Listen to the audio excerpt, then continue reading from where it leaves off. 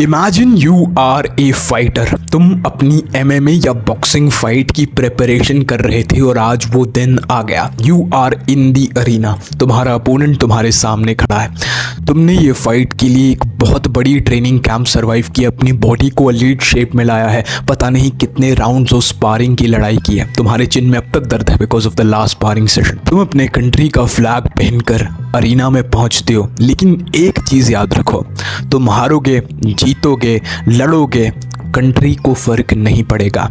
देश के जितने भी एलीट्स हैं, जितने भी इन्फ्लुएंशियल लोग हैं, एक्टर्स, पॉलिटिशियंस, बड़े बड़े वेरीफाइड सर्टिफाइड लोग, उनको सिर्फ और सिर्फ क्रिकेटर से फ़र्क पड़ता है। इंडिया में सिर्फ एक स्पोर्ट है, वो है क्रिकेट। तुम्हारी स्पोर्ट की एग्जिस्टेंस को भी एक्नॉलेज नहीं किया जाएगा, बस ये याद रखो।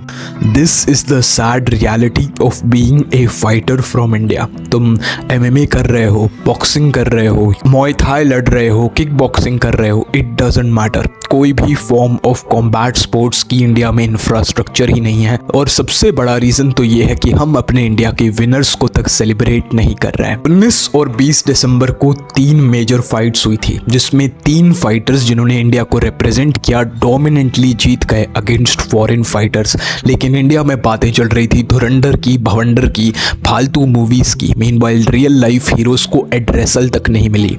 3 फाइटर्स, नीरज गोयत, निशांत देव और ओवैस याकूब, ये तीनों ने डोमिनेंट विक्ट्रीज हासिल करी in boxing and MMA. Congratulations देना तो दूर की बात है, इनको एड्रेस तक नहीं किया गया, इनको लेकर एक ट्वीट तक शेयर नहीं किया गया। मीनवाइल मेसी जब इंडिया आए थे तो दिल्ली में 550 प्लस AQI में सारे लोगों ने मेसी के साथ फोटोज निकलवाई।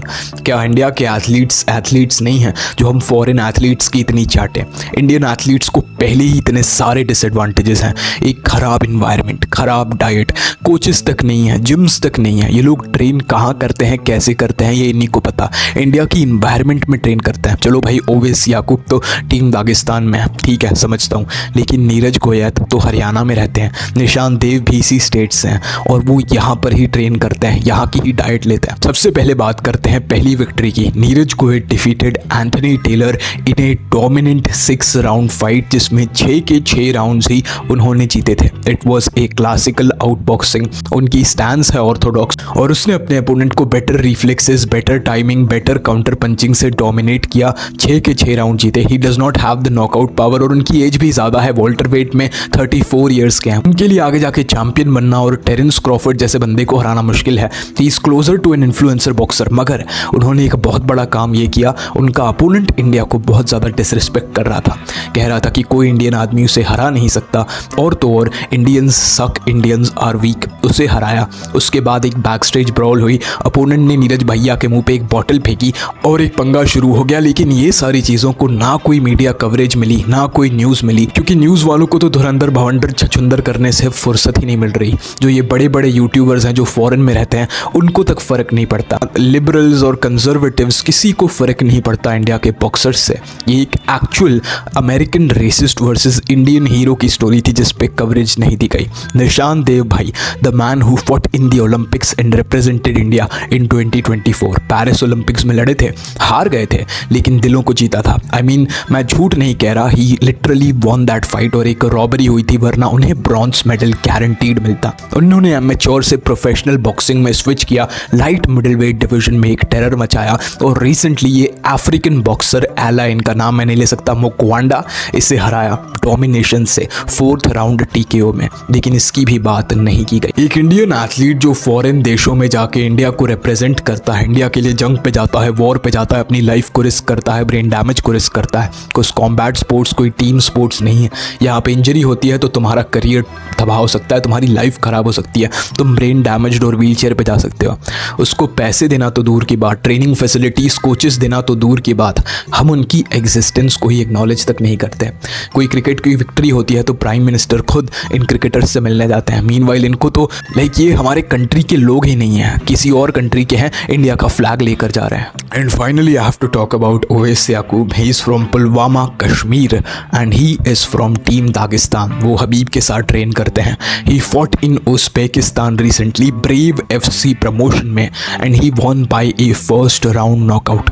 MMA फाइट में first round knockout. I know उनका अपोनेंट इतने एलीट नहीं था, वो लाइट वेट डिवीजन में लड़ते हैं MMA के। UFC में जाने में उनको टाइम है, मगर a first round knockout.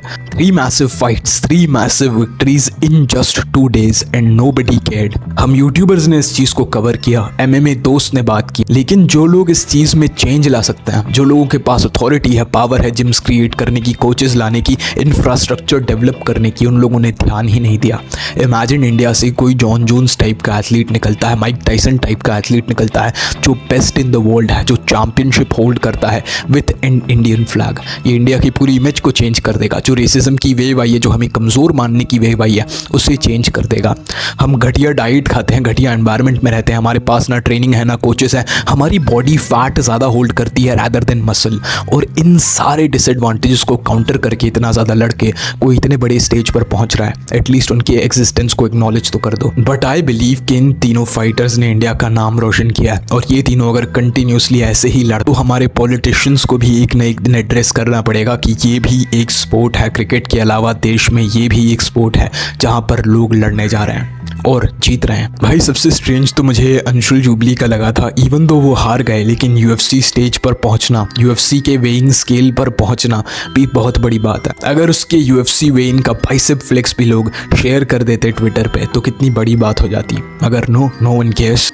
Another fighter that I have to mention is Angad Bisht, जो रोड टू UFC के सेमीफाइनल्स तक पहुंचे और बिना नॉकआउट हुए 3 राउंड सर्वाइव किए एक नॉकआउट आर्टिस्ट के अगेंस्ट, जिसने उसके बाद वाले फाइनल अपोनेंट को नॉकआउट कर दिया। अब तुम कहोगे भाई कि अगर कोई एक्टर या पॉलिटिशियन इन लोगों के साथ फोटो नहीं निकलवाएगा, ट्वीट नहीं करेगा तो क्या फ़र्क पड़ेगा, ये लोग तो स्टिल लड़ रहे हैं। मानता हूँ ये लोग तो स्टिल लड़ रहे हैं, लेकिन जब इनके साथ फ़ोटोज़ निकलवाई जाएंगी, इनकी विन्स को सेलिब्रेट किया जाएगा, शेयर किया जाएगा, तो क्या होगा?